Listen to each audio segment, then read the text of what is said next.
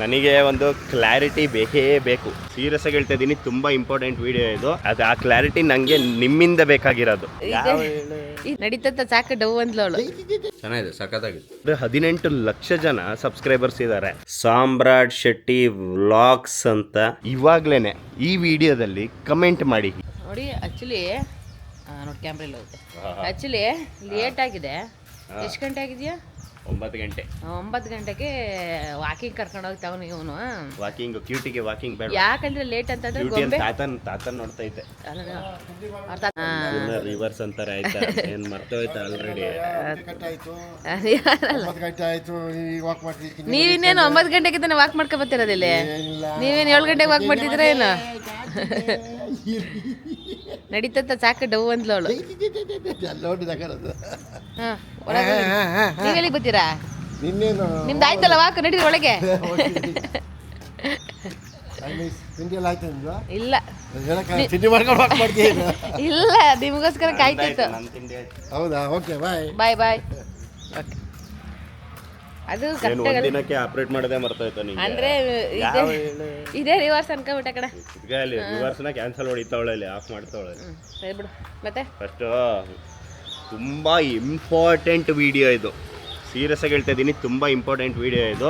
ನನಗೊಂದು ಕ್ಲಾರಿಟಿ ಬೇಕೇ ಬೇಕು ಈ ವಿಡಿಯೋದಲ್ಲಿ. ಅದಕ್ಕಿಂತ ಮುಂಚೆ ವೆಲ್ಕಮ್ ಮಾಡಿಬಿಡ್ತೀನಿ. ಹಲೋ ಮೈ ಹೀರೋಸ್, ಎಲ್ಲರೂ ಹೇಗಿದ್ದೀರಾ? Welcome to my YouTube channel. Let's ಗೋ.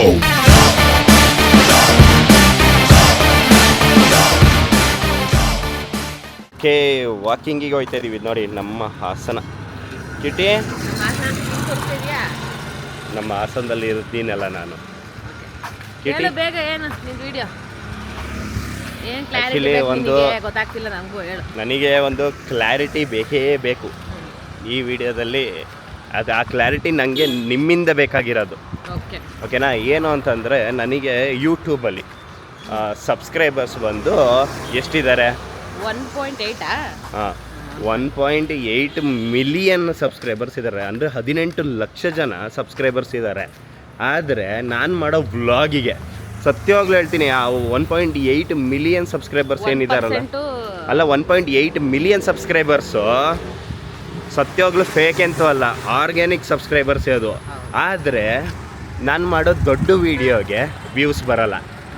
ತುಂಬ ಜನ ಕೇಳ್ತಾರೆ, ಅಲ್ಲ ಅಷ್ಟೊಂದು ಸಬ್ಸ್ಕ್ರೈಬರ್ಸ್ ಇದ್ದಾರೆ ನಿಮಗೆ, ಹಿಂಗೋಣ, ಅಲ್ಲ ಅಷ್ಟೊಂದು ಸಬ್ಸ್ಕ್ರೈಬರ್ಸ್ ಇದ್ದಾರೆ ನಿಮಗೆ, ಆದರೆ ನೀವು ಮಾಡೋ ವೀಡಿಯೋಗೆ ವ್ಯೂಸೇ ಬರಲ್ವಲ್ಲ, ಯಾಕೆ ಅಂತ ತುಂಬ ಜನ ಕೇಳು ಇದ್ದಾರೆ ಡೈರೆಕ್ಟಾಗಿ.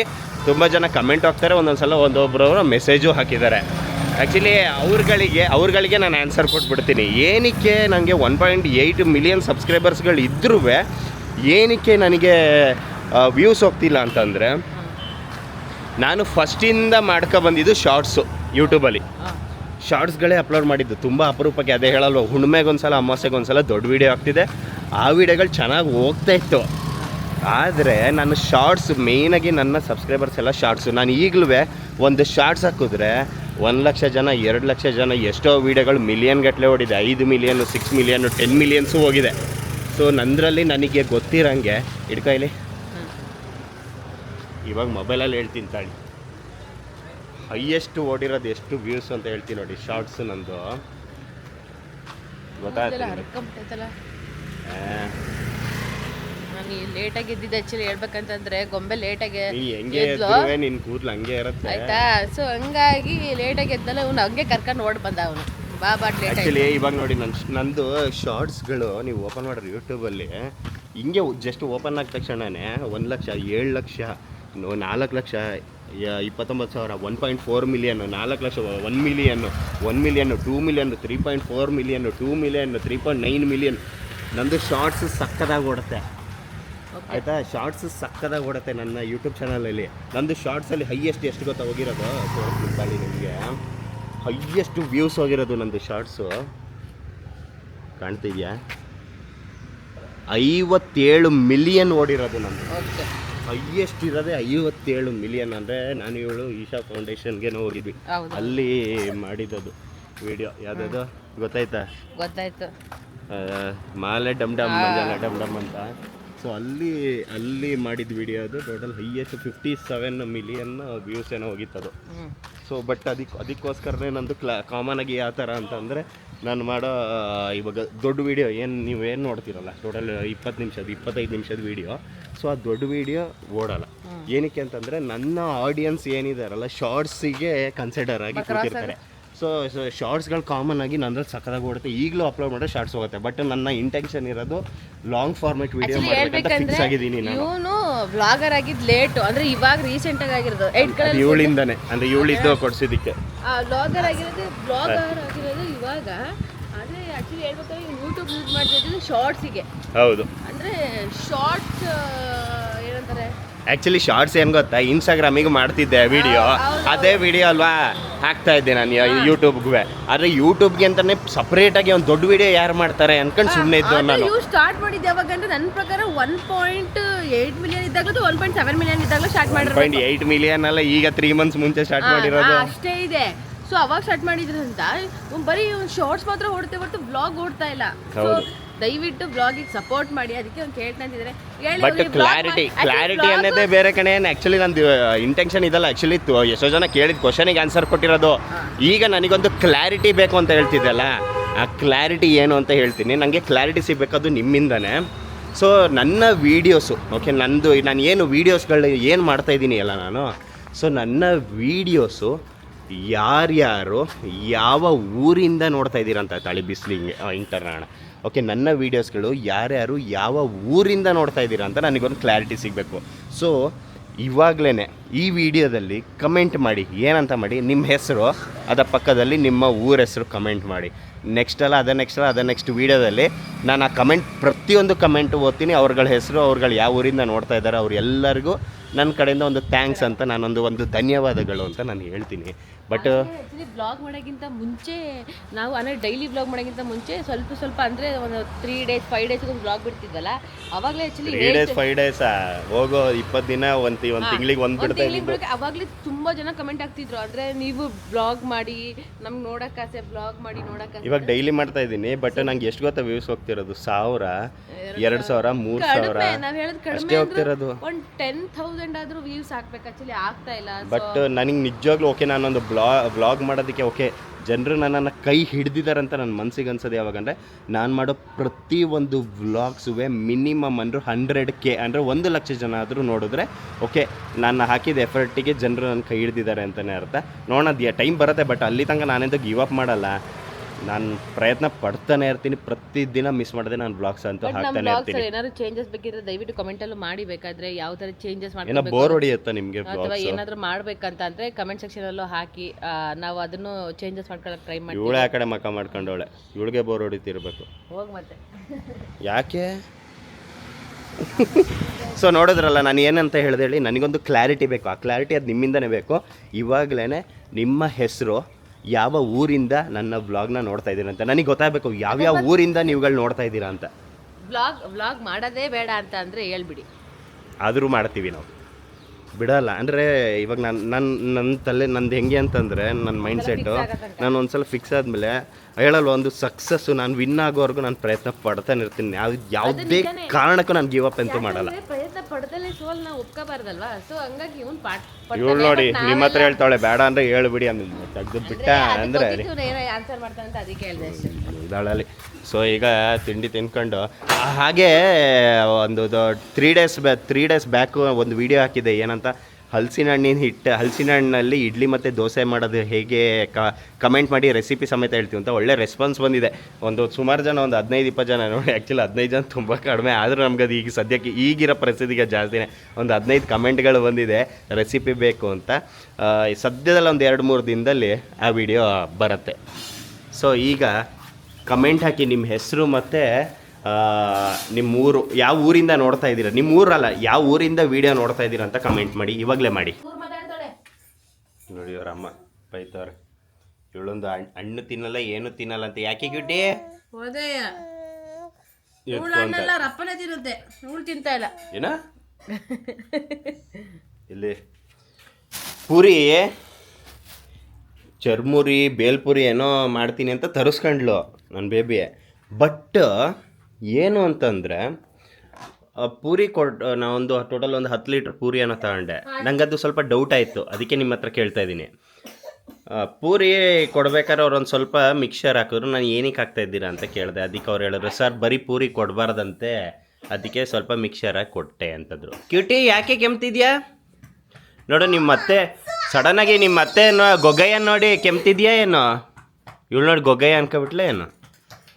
ಹಾಗೆ ಇಲ್ಲಿ ನೋಡಿ ನನ್ನ ಬೇಬಿ ಇದು ಮಾಡಿದಾಳೆ, ಕ್ಯಾರೆಟ್ ಇದು ಪಲ್ಯ ಅಲ್ವ ಬೇಬಿ? ನಮ್ಮಮ್ಮ ದೋಸೆ ಮಾಡೋರೆ. ನನ್ನ ಬೇಬಿ ಏನು ಗೊತ್ತಾ, ತುಂಬ ಅಪರೂಪಕ್ಕೆ ಏನಾದ್ರು ಒಂದು ಅಡುಗೆ ಮಾಡೋದಷ್ಟೇ, ತುಂಬ ಅಪರೂಪಕ್ಕೆ ಮಾಡೋದು. ಅದು ಬಿಟ್ಟರೆ ಬರೀ ತಿನ್ನೋದಷ್ಟೇ ಅವಳದು. ಅಪರೂಪಕ್ಕೆ ಅಡುಗೆ ಮಾಡ್ತಾಳೆ. ಹೆಂಗೆ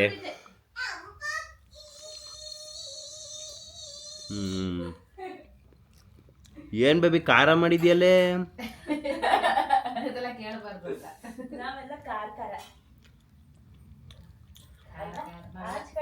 ಏನು ಗೊತ್ತಾ, ನೀನು ಅಪರೂಪಕ್ಕೆ ಅಡುಗೆ ಮಾಡ್ತೀಯಲ್ಲ, ಅದು ಬೇಡ.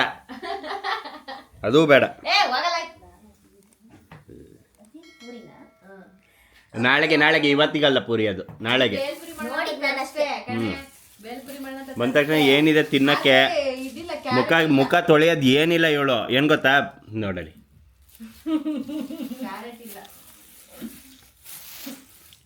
ವರ್ಸ್ಟ್. ಅದು ಸರಿ, ಕಮೆಂಟ್ ಹಾಕಿದ್ರಾ?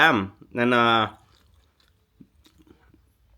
ಆವಾಗಲೇ ಹೇಳಿದ್ನಲ್ಲ, ನಿಮ್ಮ ಹೆಸರು ಮತ್ತು ನಿಮ್ಮ ಊರು ಕಮೆಂಟ್ ಹಾಕಿ ಅಂತ.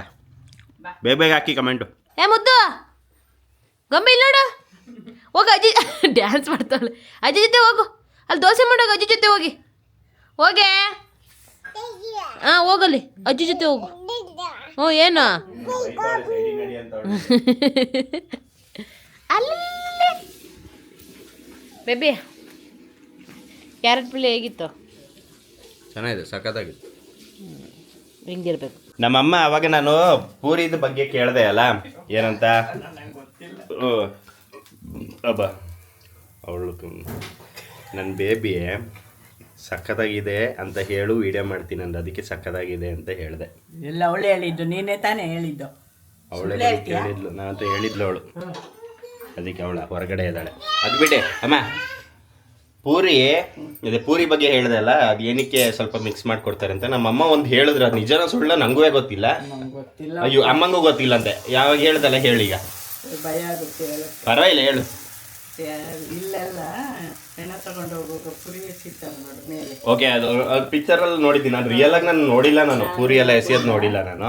ಅದಕ್ಕೆ ಅದಕ್ಕೋಸ್ಕರ ಈ ಥರ ಮಿಕ್ಸ್ ಮಾಡಿ ಕೊಟ್ಟರೆ ತಿನ್ನೋಕ್ಕೆ ಅಂತ. ಓಕೆ, ಇದನ್ನ ಓಕೆ. ಈಗ ಅದೇ ಈಗ ನಾರ್ಮಲ್ ಆಗಿ ಹೆಣ ಎತ್ಕೊ ಹೋಗ್ಬೇಕಾದ್ರೆ ಪೂರಿ ಎಲ್ಲ ಎಸಿತಾರಲ್ಲ, ಸೊ ಆ ಥರ ಅಲ್ಲ. ಇವಾಗ ಇದು ಮಿಕ್ಸ್ ಮಾಡಿಕೊಟ್ಟೆ ಅಂದರೆ ತಿನ್ನಕ್ಕೋಸ್ಕರ ತಗೊಂಡು ಹೋಗ್ತಾ ಇದ್ದಾರೆ ಅನ್ನೋ ಥರ ಒಂದು ಭಾವನೆ ಬರಲಿ ಅಂತ. ಬಟ್ ಅದು ನಿಜನ ಸುಳ್ಳ ನಂಗೆ ಗೊತ್ತಿಲ್ಲ. ನಿಂಗೆ ಏನಕ್ಕೆ ಅನ್ನಿಸ್ತು? ನಿಂಗೆ ಯಾರು ಹೇಳಿದ್ದು?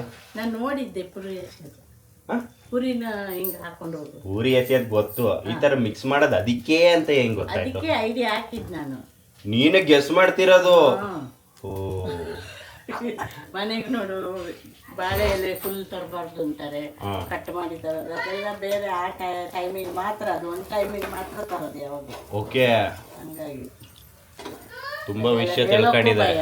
ಹೇಳಕ್ಕೂ ಭಯ ಆಗತ್ತೆ, ಯಾಕಂದ್ರೆ ಅದು ಸುಳ್ಳಾಗಿದ್ರೆ ಸುಮ್ಮನೆ ಜನರು ಬೈತಾರೆ ಅಂತ. ಅಂತಲ್ಲ, ಅದೊಂಥರ ಮಾತಾಡಕ್ ಹೋಗ್ಬಾರ್ದು, ಬೇಡ ಅಂತ. ಬೇಡ. ಮಾತಾಡೋದು ಹೌದು, ಅದನ್ನು ವಿಡಿಯೋ ಮಾಡೋದು ಬೇಡ ಅಂದರು.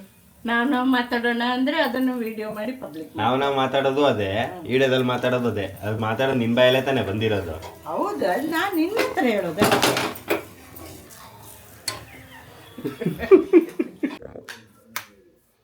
ಅಬ್ಬಾಡೆ.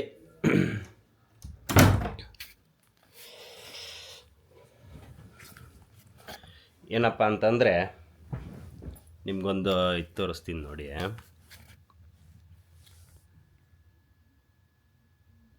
ಮೊಬೈಲಲ್ಲಿ ಕಾಣ್ತಿದ್ಯಾ?